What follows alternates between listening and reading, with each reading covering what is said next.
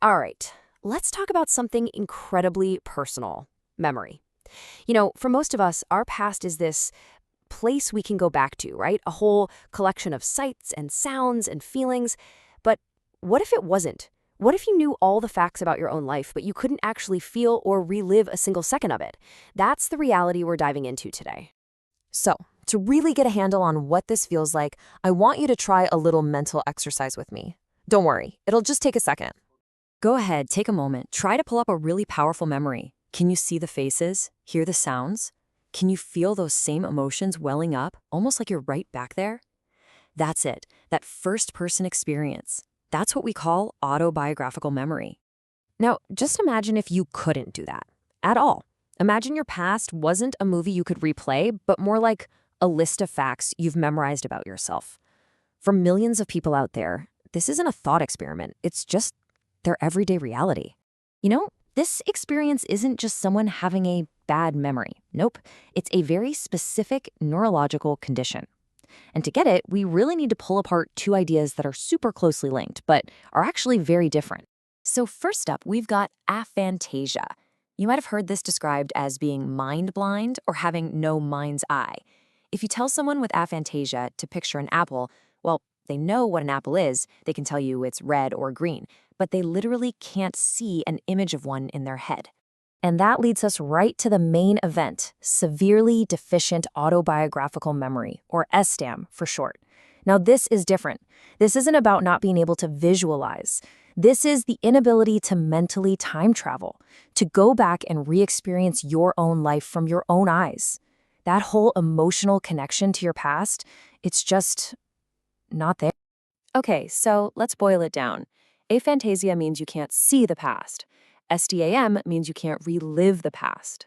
It's the difference between looking at an old photo versus feeling like you're actually back in that moment.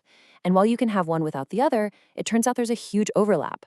The main thing to get is that these conditions mess with two totally different but equally fundamental ways we experience our own lives.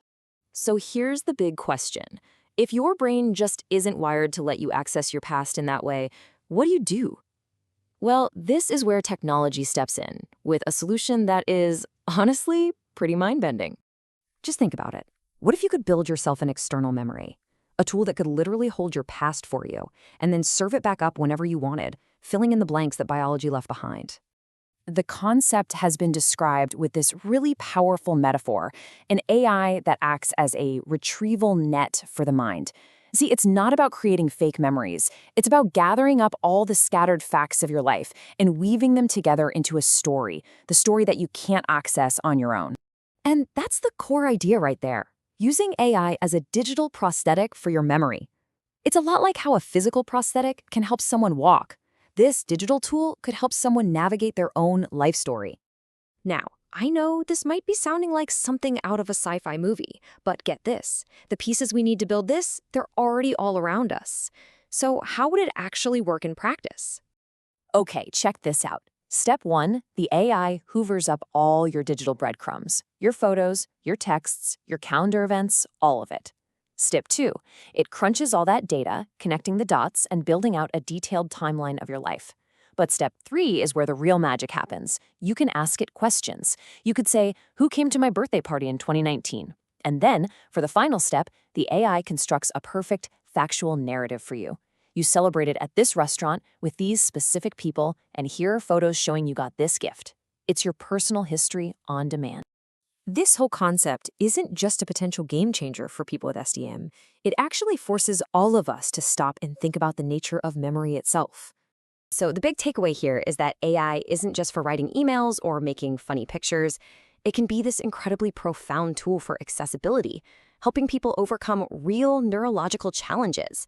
It's basically an external, perfectly detailed, searchable prosthetic for your own personal history. And that completely reframes the relationship between our minds and our machines. And this all leads to one final fascinating and maybe just a little bit unsettling question. Our memories are so central to our sense of self. So if we start outsourcing the what, the where, and the when of our lives to an AI, what does that mean for the who?